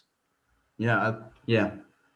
Yeah, okay, so congratulations with that, because it's a very valuable profession and a very valuable activity, in fact. So because people don't always understand that, but you also test new valves or valves that are going to be built into a project. And what are your findings? What is the pass rate of these types of valves for a test?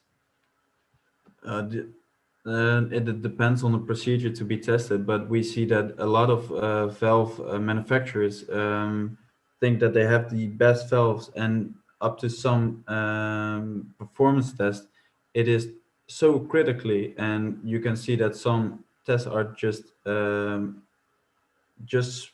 maybe a sort of wrong calculation can provide so much leak, in fact, and sometimes you have to do the test in order to provide this information for the manufacturers. So I think a lot of percentage of the tests we perform are failed, actually. Yeah, okay. So and of course you said it, leak detection, very important also with and climate change, etc. We need to limit the fugitive emissions, and testing the valves and knowing what are the capabilities and what they are not is a very important part of that. So thank you for sharing these notions with us, Alexander. I'm sorry that we cannot pronounce you winner or declare you winner. I'm sure of that you would have been a very worthful winner, but if there is no competition, we cannot have a winner neither. So here is the honorable mention for you. You can be proud to somehow say, well, we are the only ones that who dare to participate at the contest. So thank you very much for being there. Yeah, thank you. Time to go to the 2 next candidates. And in fact, the next candidate is for the next award, and maybe you can have the next slide, please. And the next award is, in fact, the best improvement in maintenance and asset management. So there we are awarding companies that have done a special improvement project, or they went to an improvement journey. And in fact, we have 2 candidates now that have gone into this improvement journey. And the first one is a multinational, Cargill. And in fact, they also have some sites based here in Belgium, and one of those, and a very important one, is in Izegem. So yes, Mr. Frederik Baas, Mr. Kenny Leffeburen, are you present?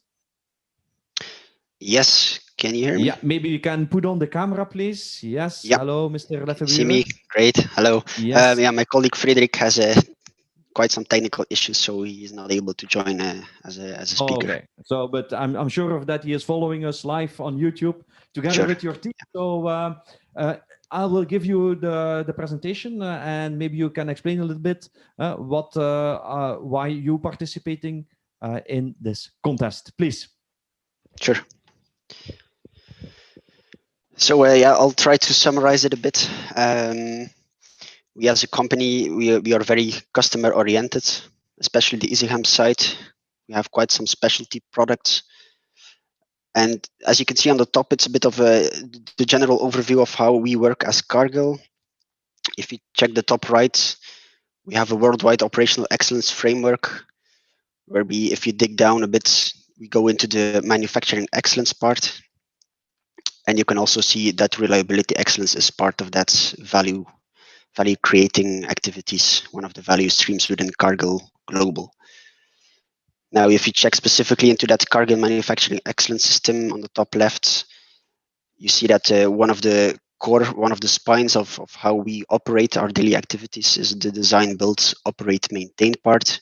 Very clearly see that the maintain part is a very important one. But also at the upfront, if you see that in the design build part, which is also very important within Cargill, from the start on, if we select projects, for example, we as a company, as EasyHam plant, we have a very strong foot in that design, in that build phase, where we want to have upfront maintainability, accessibility within projects, just to make sure that we don't deliver projects that we can't maintain at the far end. Now, this is very abstract as a plant itself, and we wanted to somehow translate this into workable activities as a plant. And this is something that you can see at the bottom of the slide. As a Cargill plant, the EasyHam plant, we wanted to create a vision, also what Jeroen de Flander mentioned a couple of minutes ago. And we want to have customers that prefer us, employees that choose us as a company. We want, of course, our owners to choose us as a plant to work with, to partner with. And we as a plant, we are in the middle of a city, in the middle of the city of EasyHam, next to quite some companies and households, and we want communities to welcome us. Now, if you want to translate that manufacturing excellence system and the reliability excellence part into more feasible activities and things that matter, we have developed a vision called CLEVER, which stands for a continuous improvement machine.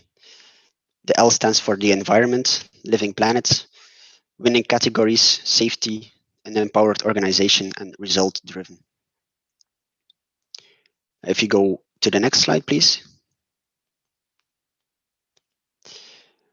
Now, the most important thing that we also mentioned at the previous slide is how we integrate our activities and how we want to make it cross-functional. So not just maintenance, as it was, for example, 20 years ago, maintenance focused only, but we want to make it cross-functional.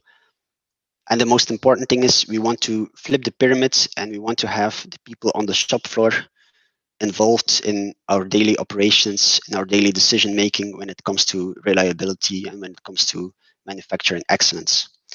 How did we do this? We wanted to develop a clear, empowered organization. At the top left, you see our performance dialogue model, where we go from shift exchange into our daily operational meetings, into our weekly operational meetings, and into our monthly site operational meetings. But very important as well is all the way back down. So it really comes from the shop floor onwards, all the way up. And one of the things that we, in the last months, started implementing on one side of our plant here in EasyHam is the daily maintenance meetings.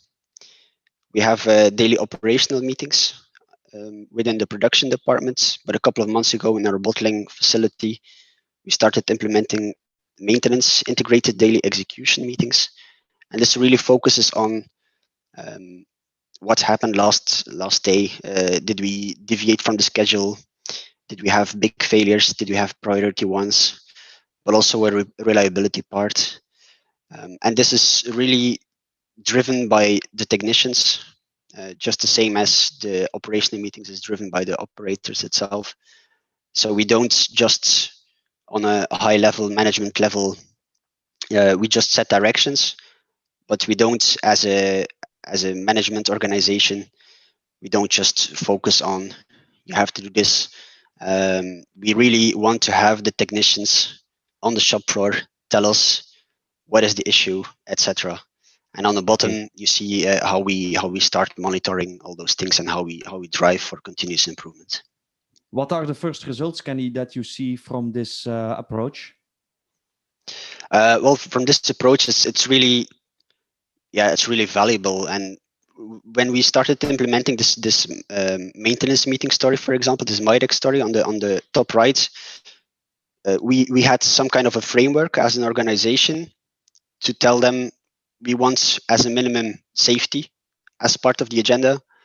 And we just told the technicians and the maintenance supervisor, all the rest you want to fill in, it's up to you how you want to develop it. And yeah, they in the bottling department, they came up with a really nice wall, as you can see. And in the morning, strict 8:30 a.m., 15 minutes max, really focused meeting and really drive for continuous improvement. But the most important thing is they developed this wall, technicians helped with it, technicians drive the meeting, and really are empowered to drive for continuous improvement.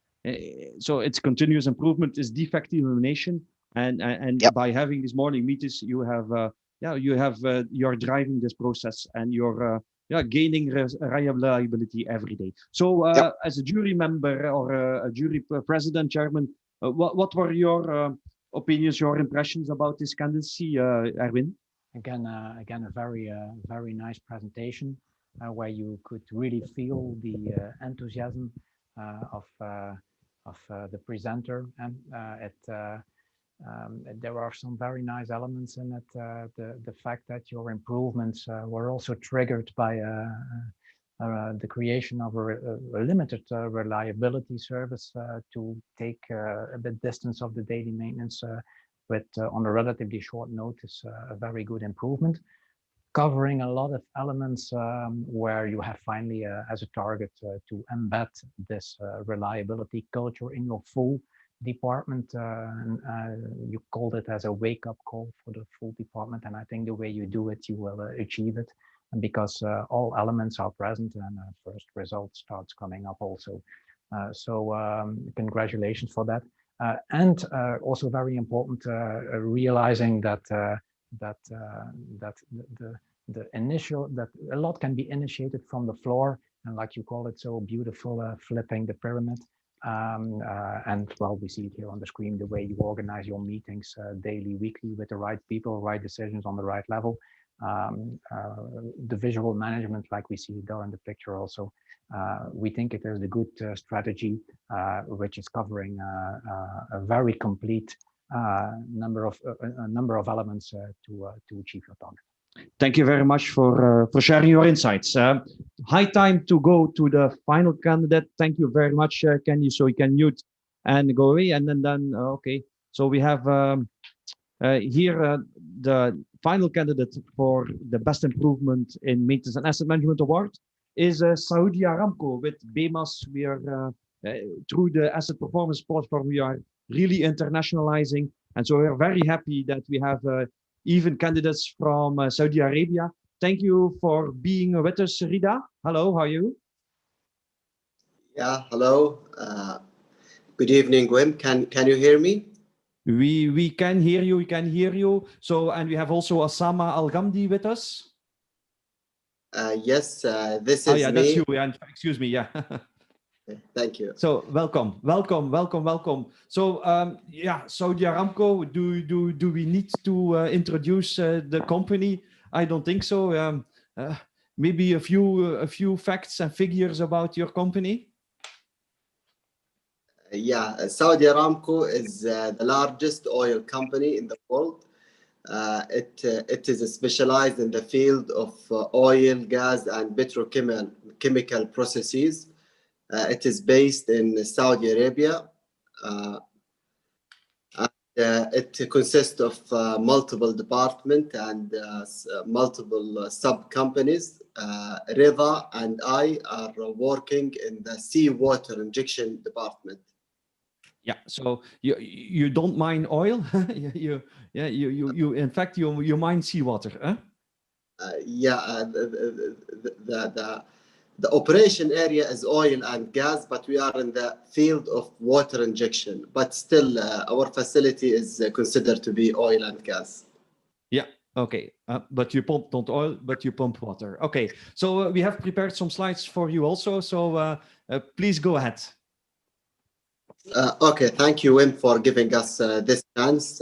Reza and I decided to join you in BMAS competition with our 5 years journey in improving the integrity and the asset management in our plant. We decided to use all of the elements that we went through in the past 5 years that was done in a systematic approach. And we concentrate in the leadership role that led to the success of these 5 programs. Starting of our story or of our journey is 5 years ago when our management decided to take a very comprehensive and very wide step to enhance the maintenance and reliability in a programmatic way, where every focus area that we discovered that as an area of improvement is to be handled by a leader, and this leader needs to come back to the management with the corrective action. Those areas of improvement, the 5 areas of improvement, were selected or identified through different brainstorming sessions. Those area, because I'm using the mobile, sorry. Those areas are related to the equipment reliability, are related to the organization culture, and how we can make the culture more of reliability oriented. It is related to the maintenance and reliability programs we have, and it is mainly for the maintenance KPI that we decided to keep them under the radar and under the focus through continuous monitoring to assure end of this journey we reach a high level that we can claim we are good and healthy organization in terms of maintenance and reliability. The reliability programs that we went through and we decided to focus on are the total plant reliability management system, which is a very comprehensive system consisting of all of the guidelines, all of the systems, all of the procedures that are related to the reliability. Every individual in our department has to follow those guidelines. This system, the TPRM, was designed very carefully and with benchmark, global benchmark. So we reach a point that we claim and we trust that this program gave us the fruit out of it. The second program is related to the turnaround and inspection project. We call it T&I manual and T&I program. Basically, it is a comprehensive manual giving the guideline for all of the maintenance projects in the field that we follow and we comply with for all of the turnaround programs. By establishing this program and by complying with all of the guidelines we have done, we noticed very great improvement that we shared out of this competition, and we will see it in the next slide. Third item we have, can you go back please to the previous slide? Third item we have is the maintenance KPI.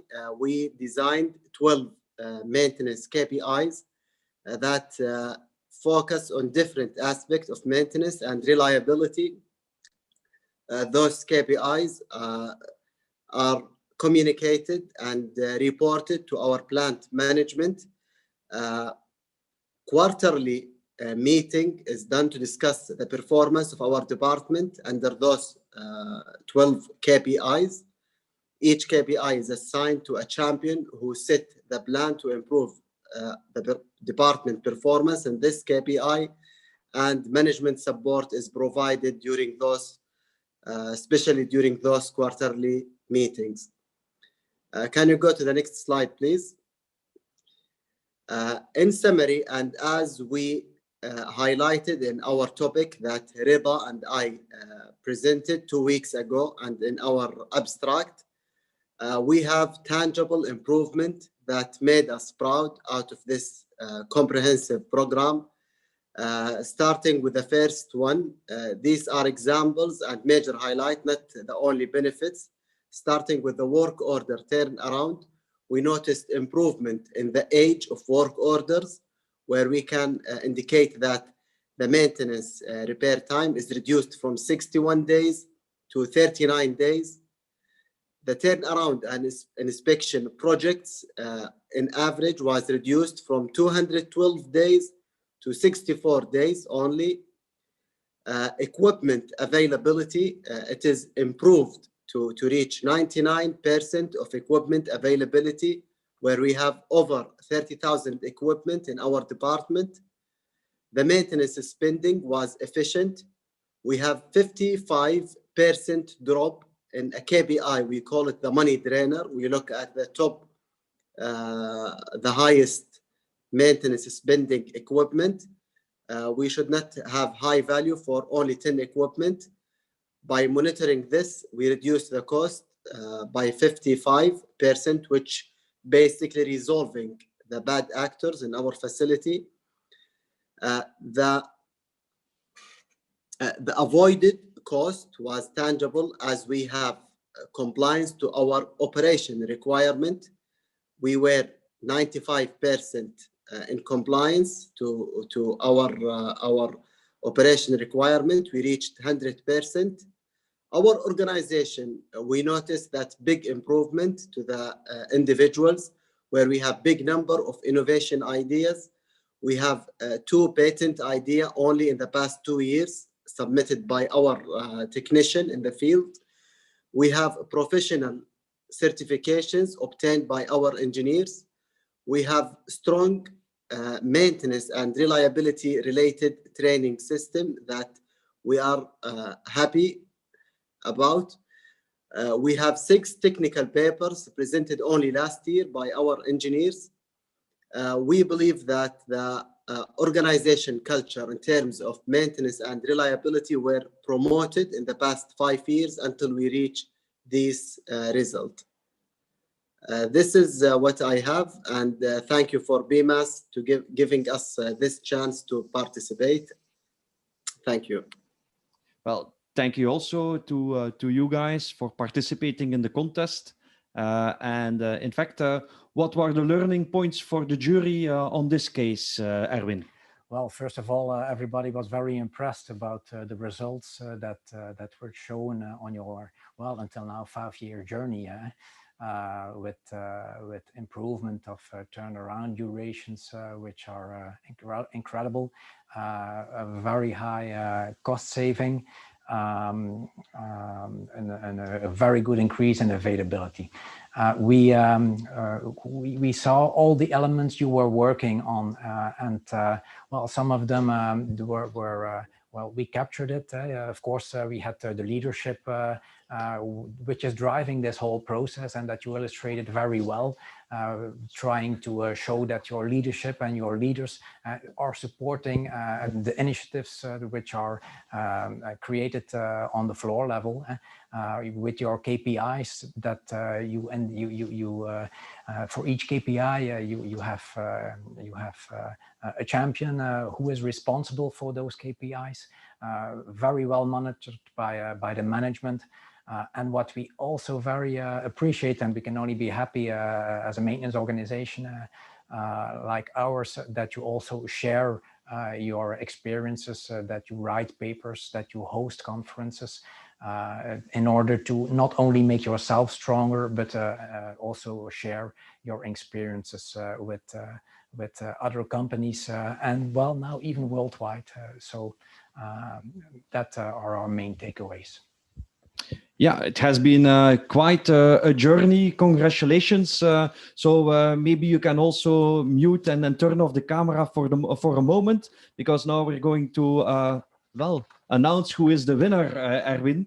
So yes, we have two candidates, and here again the jury has come to some points. Yes, indeed. I think you will project them now. Indeed, voila. We came to a score for Cargill on 50 points, 41, and we scored Saudi Aramco with 44 points. Both very impressive figures. Indeed. And very close. Yes, indeed. And of course, we take into account the difference of scales. And we, of course, are now very curious if the audience was following us. Yeah, well, let's have a look here. So, we see the points of the audience that are following the opinion of the jury, indeed. So that means that Saudi Aramco is our first international winner. So congratulations. Hello, Rida. Hello, Osama. Are you still there? Can you join us again? Oh yeah, we're here. Congratulations. Happy to see the results. Happy. That's great. And it has been very satisfying to see that both the jury and the audience have valued our journey. The real value of this is the reflection of all the work of the people from maintenance, inspectors, the engineering team, everybody working together so that we were able to improve these numbers in terms of maintenance and reliability, which reflected on our pipeline network, our equipment, our ability to inject the seawater to pump out the oil, very good availability, but it all reflects down to the two elements of human capital development and organizational culture, which we saw with the patents, and the day-to-day value we get from the knowledge and ability to share it. So I think that's the greatest reflection we have on this. Thank you so much for the chance that we were able to present this. Well, in fact, we have also a very nice trophy that I will hand over now to the chairman. Maybe he can show it also again. This trophy will also be sent to you. So you must be very proud, Osama. Thank you very much. Thank you, Wim. Thank you to the whole team. Thank you to the jury and thank you all. We are really very happy to receive this award, and we look forward to work and communicate with you in other events and other venues. And of course, we will be welcome to present your cases and other insights, because there is a wealth of knowledge and a wealth of good practice at your company, without any doubt. That's what we have seen, and really impressive results. So congratulations with the award, and congratulations for you guys and the whole team, because that's not something that you can do on your own. So final conclusion for the night, Erwin. I think, well, let me also add that the Cargill presentation was also really great, because well, when we were seeing first the Cargill presentation, I said, oh, it will be hard to beat that one. And then of course Saudi Aramco came up, and anyhow it happened. Voila. I think we had a very rich number of presentations. We learned a lot. I can only thank the companies who participated and shared this knowledge with us. Yeah, and well, it was also for BEMAS an honor for having all those companies participating, even in these more difficult times. And so I can go for a call for the next slide, please. And yeah, the call is very simple. If you are watching this, maybe you can be called upon and say, well, maybe I can win this award. And well, it's already possible. From tomorrow, you will be able to sign in and to register for the contest for the next award in 2021. The questionnaires are ready. It's not too much time to prepare the file, so don't hesitate to to participate. If you have any questions, please do contact us. So in a conclusion for tonight, I would like to stop with a very important slide here to thank all the corporate sponsors of BEMAS, Engie, Erics, iCare, Innovation, PDM, SKF, and Total, because without their support, we would not be able to host this show here on our platform today. Normally, we would have a very nice walking dinner and a nice reception, and we could have do some networking. Unfortunately, that will not be possible tonight, but I promise you that as soon as it's possible, we will invite you all to have a very, very warm, entertaining network event together with our sponsors and together with you and together with the complete BEMAS community. So we are looking forward to that. So let's go to the final slide, and that is thanking you as an audience for being here. It was a pleasure and an honor to be your host, and I hope that we can see you at the next Asset Performance webinar that will take place already tomorrow on the Asset Performance 4.0 platform. Thank you very much. See you next time. Bye.